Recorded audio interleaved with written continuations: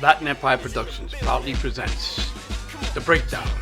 Special guest star, historian, Mr. Pedro Morales. My name is Pedro Morales. I'm a lifelong resident of the Bronx, having lived in the North and South Bronx my entire life. The perspective that I bring to this interview is multifaceted.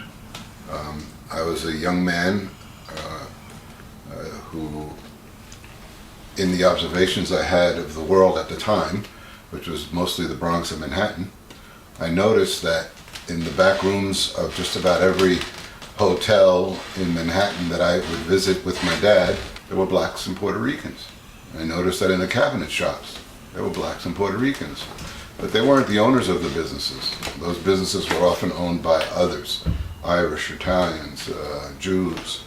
But I noticed that all the hard work and the talented and craft work was done by blacks and Puerto Ricans. And so as a kid, I said, wait a minute, there's something wrong with all this. Why aren't they getting the big money? And why aren't they more? And it had to do with racism, and it had to do with economic opportunity. It had to do with how the world saw the people of the South Bronx and other inner cities throughout New York. I got to observe the movement and expression of music in the South Bronx and participate in it. And that included salsa, included the hustle, it included rocking and b-boying. And what I realized was that all of this was able to emerge because the conditions in the South Bronx, remember, buildings were burning left and right. There were race riots, there was Vietnam, there were, people talked about shortages of housing. Later when I became a landlord, landlords would tell me stories of how they burned their own buildings, how they got the city of New York, they'd buy a building for nothing, and they'd get the city of New York to fill the building with welfare tenants, and they would abandon the building after 6 or 7 months of collecting the rent to the supers. And the stories are unbelievable, but true. And these elements, social cultural elements, are important to bear or to bring forward because they explain a lot about how these different music genres were able to hold. And what I came to believe was that the tensions and something I've said before, and the strife that people went through forced them. It was easy to go to Crazy Eddie and get yourself a boombox.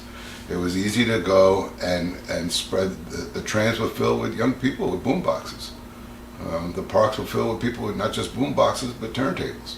And Orchard Beach, Crotona Park, Pelham Bay Park, and this was more to the North Bronx, St. Mary's Park, and a lot of lots, fenced and not fenced, were filled with people celebrating the life that they had, as poor as it seemed to the rest of the world, right here in the South Bronx.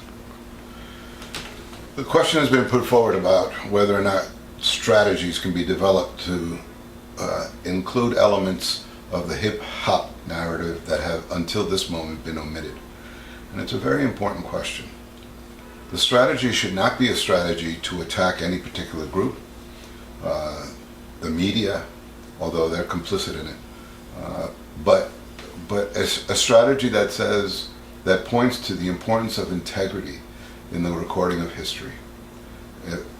A strategy that addresses the issue of how a foundation built on lies or built on misrepresentations or exaggerations is a poor strategy. And it's like looking at the South. The Confederacy was strong as long as they had the backs of black men to build it on. But without it, they were nothing. And that's the case here. If you take away the Puerto Rican influence in the hip-hop narrative, you won't have hip-hop. You'll have something else. It came out of a blend that was essential to its longevity and to its legacy. In the 60s, there were no video games, and there was very little available credit. The generation of hip-hop moguls is a generation that was built on spending time, and lots of it, doing things that were not possible in the 60s and 70s. You had to be on the street. Right now, there are people who know the history of any music genre, but in particular hip-hop. They had to have time to listen to it. Now, how do you do that? You do that by staying home. You do that by staying in the studio. But to create a movement, you can only do that by being on the street, by being out there, by understanding what's going on, by making observations. You can make observations from inside a place, from a fort, so to speak. That's your apartment. But for the groups that are perpetuating this myth, to me, they're like soft, and they don't really think. We used to call it a wannabe gangsta, where they want to be what they are not and cannot be. And it's sad, because the truth of the matter is, you can always tell when somebody's been in a fight. They got scratches all over them. They have the scars to prove it. And that's the same thing with the hip-hop people that are pushing this narrative. And they have to be able to look back and say, wait a minute, guys. In order for us to honor the legacy of this beauty and love and unity, we've got to include it. That's it.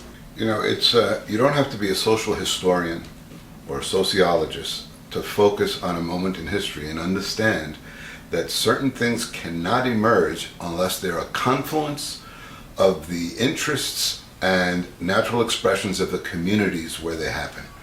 And so the Black and Puerto Rican community in the South Bronx suffered a lot of the same indignities, the same deprivations, the same tensions. And when the kids went out to play after school or whatever, they wound up finding expression in the same ways. And you could not separate one from the other. That's the way it was. And people don't get that. They got online, whether it was for welfare or to play the numbers I mentioned earlier, or whatever, or to eat dinner. And when the summers came or the springtime came, kids were outside. Who wants to be inside? Who wants to be inside in an apartment building anywhere, especially in New York City in the summer? Kids went outside, they went on the roofs, they went in the basements. Basements were cool. And they went to dance and to play. You have to be an idiot to not understand that the blend of influences that made hip-hop emerge was from one group only. It was from all of these groups, and there may be more if you take really serious focus. But there are witnesses to this. There are people who can say, "What? It's crazy to think otherwise." And again, mainstream has pushed the narrative in a direction that has become almost fraudulent.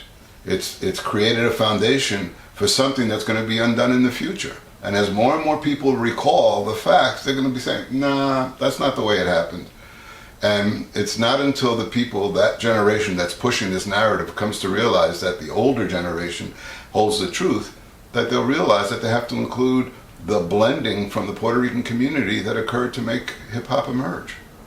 The underlying and unifying thread of the music that emerged in the 60s and 70s was love.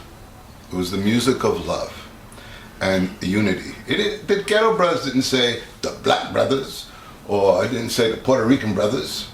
The ghetto was the common denominator, and it didn't matter who you were.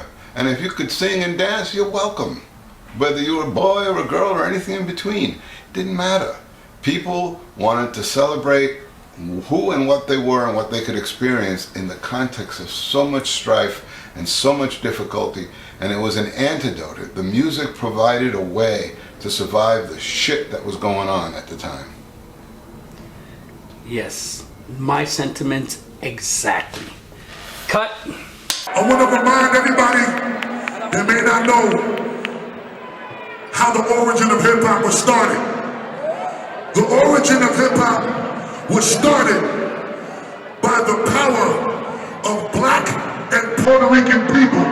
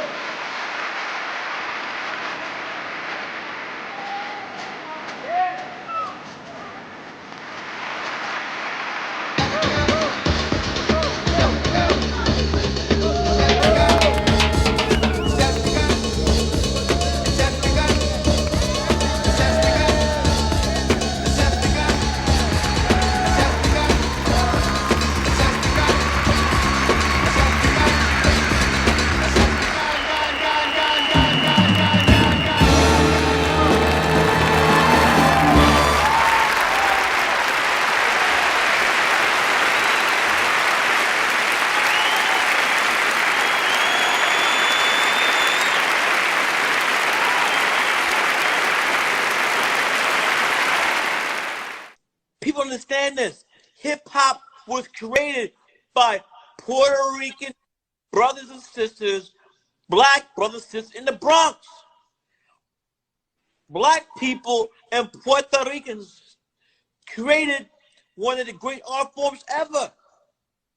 Together. That's a fact. Under motherfucking disputed. Black and Puerto Rican created hip-hop.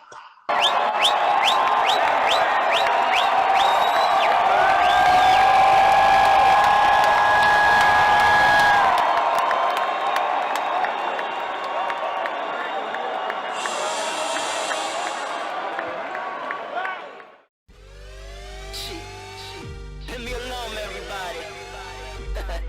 Casino is in the building. Come on, chill. Boombox bang, hip hop in the street, shell tops on your feet. Back in the day. Back in the day. Boombox bang, hip hop in the streets, break dance on the beat. Back in the day. Back in the day. Boombox bang, hip hop in the streets, shell tops on your feet. Break dance on the beat. Let's go. Mic check 1, 2, throw your hands up. Party like you want to, really live it up. Come on. Bass drop the roof till we burn it up. Break soundproof, turn it up. Bassline, bass drop makes your head pop. Break dance to the beat like your feet can't stop. Fill the room with the boom, go over the top. MC your show, pick a time and a slot.